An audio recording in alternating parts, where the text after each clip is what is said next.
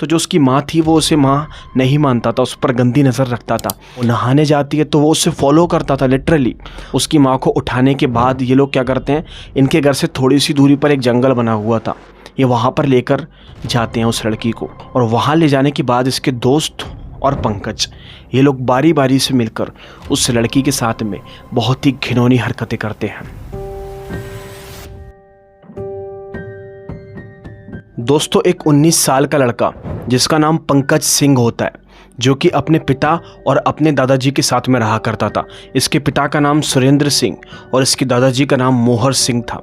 दरअसल ये जो लड़का था पंकज नाम का, इसकी जो माँ थी वो जब वो 12 साल का था तभी उसकी माँ किसी और आदमी के साथ में भाग गई थी, यानी कि वो अपने परिवार को बहुत पहले ही छोड़ चुकी थी। जब से ही वो अपने पिता और दादाजी के साथ में अकेला ही रहा करता था। इसके जो पिता और उसके दादाजी थे वो ही सारा घर का काम काज किया करते थे। इनके घर के अंदर कोई भी औरत नहीं थी। इनकी ज़िंदगी अभी ठीक ही चल रही थी कि अचानक से जो उसके पिता थे सुरेंद्र सिंह, वो यहाँ पर फैसला करते हैं कि कब तक हम ऐसे ही अकेले रहेंगे, क्योंकि जब से पंकज की माँ सारा परिवार छोड़कर चले गई थी तब से ये लोग का पूरा परिवार एकदम से नष्ट हो चुका था। एक भाषा में अगर मैं आप लोगों से कहूँ, इन लोगों के पास पैसों की तो कोई कमी नहीं थी, ज़मीन जायदाद वाले ये लोग इंसान थे, गांव के रहने वाले थे, लेकिन फिर भी इनकी फैमिली अधूरी सी थी। इसीलिए जो उसके पिता थे सुरेंद्र सिंह, वो फैसला कर लेते हैं कि अब वो दूसरी शादी कर लेंगे, क्योंकि जो उनकी पहले वाली वाइफ थी वो तो अब लौटकर कभी नहीं वापस आने वाली थी। इसीलिए ये फैसला करते हैं कि दूसरी शादी करेंगे। अब पंकज के जो पिता थे उन्होंने जब दूसरी शादी की थी तो वो एक ऐसी लड़की से की थी जो कि दिखने में बहुत ही ज़्यादा खूबसूरत थी और उसकी उम्र ना कुछ 23 साल के बराबर की थी। पंकज के जो पिता थे और उसकी जो नई माँ थी, इन दोनों की उम्र में बहुत ज़्यादा अंतर था। और जब जैसे ही पंकज के पिता ने जब शादी की तो कोई भी गांव वालों को शादी से कोई एतराज़ नहीं था, क्योंकि मैंने आपको बताया ना कि पैसे वाले ये लोग इंसान थे। शादी पूरे धूमधाम से हुई थी, जो भी रस्म वसम रिवाज जो भी निभाए जाते हैं वो सब कुछ निभाए गए थे। फिर यहाँ पर पंकज की जो नई मम्मी थी वो आ जाती है घर पर। इस लड़की का नाम पुष्पा होता है।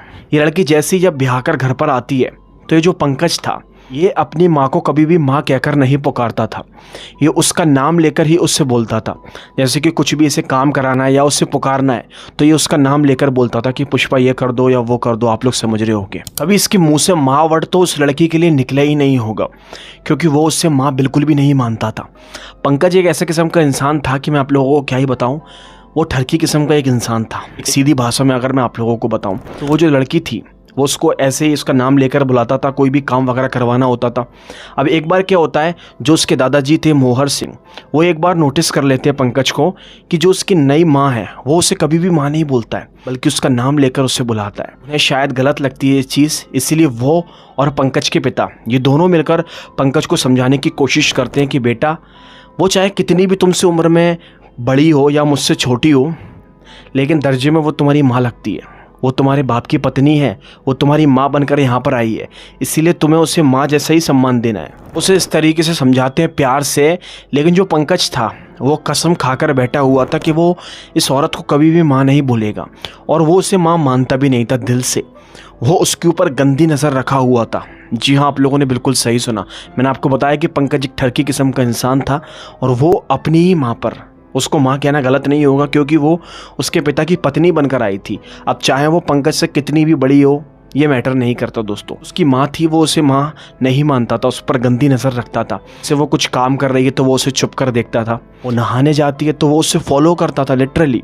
कुछ भी एक्टिविटीज़ XYZ घर के अंदर कर रही है वो हर चीज़ में उससे फॉलो कर रहा है। पंकज के ना दोस्तों दोस्त मौजूद थे, ये सारी बातें अपने दोस्तों से शेयर किया करता था और बोला करता था कि मेरी जो नई माँ है वो बहुत ज़्यादा खूबसूरत है और वो माँ जैसी तो लगती ही नहीं है, मेरे पिता के तो मज़े ही मज़े हैं। वो इस तरीके की सारी बातें अपने दोस्तों से शेयर किया करता था और बोलता था कि मैं उसे माँ नहीं मानता, वो मुझे बहुत अच्छी लगती है, मैं उससे प्यार करता हूँ। वो इस तरीके से अपने दोस्तों से सारी बातें शेयर किया करता था। उसके जो ठरकी दोस्त थे वो भी यहाँ पर मज़े उठाते हैं। अब जब इस तरीके से वो अपनी सौतेली माँ के बारे में अपने दोस्तों को बताने की कोशिश करता है तो उसके दोस्तों का भी मन ललचा जाता है। इसलिए उसका जो एक दोस्त था हरिओम, वो उससे बोलता है कि हम तेरी मदद कर सकते हैं। एक तरीका है जिससे कि तू अपनी माँ के पास जा सकता है, उन्हें छू सकता है, जो जो तेरे मन के अंदर चल रहा है वो तू सब कुछ कर सकता है। उसका जो दोस्त था वो बताता है कुछ गोलियों के बारे में और वो उसे कुछ गोलियां भी लाकर देता है। करीब 10 से 11 गोलियां थी और वो लाकर दे देता है उस लड़के पंकज को। दोस्तों पंकज जो था वो इंतज़ार करता है ऐसे दिन का जब उसके पिता किसी दिन घर से बाहर जाएं। और फिर एक ऐसा दिन भी आता है जब उसके पिता रात के वक्त पर किसी काम से, गांव के किसी काम से बाहर चले गए थे। घर पर कोई भी नहीं था, उसकी माँ अकेली और उसके जो बाबूजी, उसके दादाजी थे वो थे। अब जैसे ही ये पल आता है ना, तो वो क्या करता है, उसके घर के अंदर जो बहुत सारा दूध रखा हुआ था वो उस दूध के अंदर जाके सारी की सारी गोलियां पटक देता है, मिला देता है। उसे पता था कि इसके जो परिवार है सबके सब को दूध पीने की आदत है और वो सबके सब दूध पियेंगे भी। तो जैसे वो दूध के अंदर गोलियां मिलाता है तो जो उसकी माँ थी, सौतेली माँ, वो और उसके दादाजी जो कि घर के अंदर मौजूद थे वो दूध को पी लेते हैं। जैसे ही दूध को पीते हैं तो दोनों के दोनों वहीं पर ही बेहोश हो जाते हैं, क्योंकि वो जो गोलियां थी वो नशे की गोलियां थी जो उसके दोस्त हरिओम ने उसे प्रोवाइड कराई थी। अब पंकज क्या करता है, पहले तो चेक करता है कि उसकी माँ अच्छी तरीके से बेहोश हो गई या फिर नहीं। उसके चेक करने पर वो कंफर्म हो जाता है और फिर क्या करता है, अपनी माँ को उठा लेता है। उसकी माँ को उठाने के बाद ये लोग क्या करते हैं, इनके घर से थोड़ी सी दूरी पर एक जंगल बना हुआ था, ये वहाँ पर लेकर जाते हैं उस लड़की को। और वहाँ ले जाने के बाद इसके दोस्त और पंकज ये लोग बारी बारी से मिलकर उस लड़की के साथ में बहुत ही घिनौनी हरकतें करते हैं। दोस्तों ये सब के सब मिलकर इतनी बेरहम तरीके से अपनी हवस दिखा रहे थे, इतनी बेरहम तरीके से उस औरत के साथ में हैवानियत करने की कोशिश कर रहे थे, इसके बारे में मैं आप लोगों को क्या ही बताऊं। ये लोग कंपटीशन रखे थे कि कौन देर तक करता है, ये सारी चीज़ें ये लोग कर रहे थे वहाँ पर लिटरली। कुछ देर के बाद जो उसकी सौतेली माँ थी उसकी आंख खुल जाती, क्योंकि उसके साथ हैवानियत इतनी नेक्स्ट लेवल की हो रही थी। वो जैसे उठती है तो वो चिल्लाना शुरू कर देती है, बट उससे कौन ही बचाने वाला था। जंगल का इलाका, कोई भी दिखाई नहीं दे रहा था दूर दूर तक, रात का वक्त हो रहा था। उसके साथ ऐसी हैवानियत ये लोग करते रहते हैं घंटों तक। और फिर अचानक से ना क्या होता है, ये उसके मुंह में कपड़ा ये लोग ठूस चुके थे, उसके हाथों को ये लोग बांध देते हैं। फिर अचानक से क्या होता है, ये हैवानियत कर ही रहे थे कि अचानक से वो जो औरत थी पुष्पा, उसकी मौत हो जाती है। अब मौत का रीज़न पता नहीं क्या था, मुंह में सांस नहीं आ पाई इसके वजह से, मतलब कुछ तो था कि उसकी मौत हो चुकी थी। पहले तो नहीं यकीन ही नहीं होता कि आखिर ये ऐसे कैसे मर सकती है, बट कुछ देर के बाद इन्हें यकीन हो जाता है कि इस लड़की की मौत हो चुकी है। और जैसे दोस्तों उस लड़की की मौत होती है, ये सारे के सारे लोग बहुत ज़्यादा डर जाते हैं। अभी लोग फैसला करते हैं कि किसी तरह इस डेड बॉडी को ठिकाने लगाना है। अभी लोग क्या करते हैं, इनमें से कोई एक जना जाता है अपने घर पर और एक फावड़े की व्यवस्था करके लेकर आता है। वो जैसी फावड़ा लेकर आता है तो वहाँ पर ये लोग गड्ढा खोदते हैं, लिटरली बहुत गहरा गड्ढा। और वहाँ पर वो जो औरत थी पुष्पा, ये लोग उसको उस गड्ढे के अंदर ढकेल देते हैं, देन गड्ढे को बंद कर देते हैं। अब तब तक इन लोगों ने गड्ढा वगैरह खोदकर उस लड़की की लाश को ठिकाने लगाया था, तब तक सुबह के 4 बज चुके थे। मतलब सोच कर देखो इन लोगों ने कितने घंटे हैवानियत की होगी। अब ये सामने कैसे आया वो मैं आपको बताता हूँ। हर रोज़ की तरह एक आदमी था जो कि अगली सुबह शौच करने के लिए गांव के अंदर उसी जंगल के अंदर जाया करता था। उसका ये रोज़ का काम था। वो उस सुबह जैसे ही जंगल के अंदर जाने की कोशिश करता है तो उसके पैर से कोई चीज़ ऐसी टकराती है जिससे कि उसे ठोकर सी लगती है और वो सीधा उस गड्ढे में जाकर गिर जाता है। यानी कि वो जैसे ही ज़मीन पर गिरता है तो प्रेशर बनता है, वो नीचे सीधा गड्ढे के अंदर चला जाता है। वो जैसे ही गड्ढे के अंदर जाता है तो वो पाता है कि उसके पास में एक ऐसी लड़की लेटी हुई थी जो कि नग्न अवस्था में थी। उसके शरीर पर एक भी कपड़े नहीं थे और उसके हाथ पैर बंधे हुए थे। उसकी हालत बहुत खतरनाक वाली लग रही थी। जैसे उस आदमी ने ऐसे दृश्य देखे तो उसके आसपास जो और भी लोग शौच कर रहे थे, वो सारे के सारे लोग जब इकट्ठे होते हैं वहाँ पर ऐसे दृश्य देखते हैं तो इस तरीके से ये खबर सामने आती है। अब ये सबके सब वहाँ पर खड़े ही थे कि अचानक से इन्हें कुछ शोर सा सुनाई देता है, कुछ ऐसा शोर जैसे कि कोई भागने की कोशिश कर रहा हो।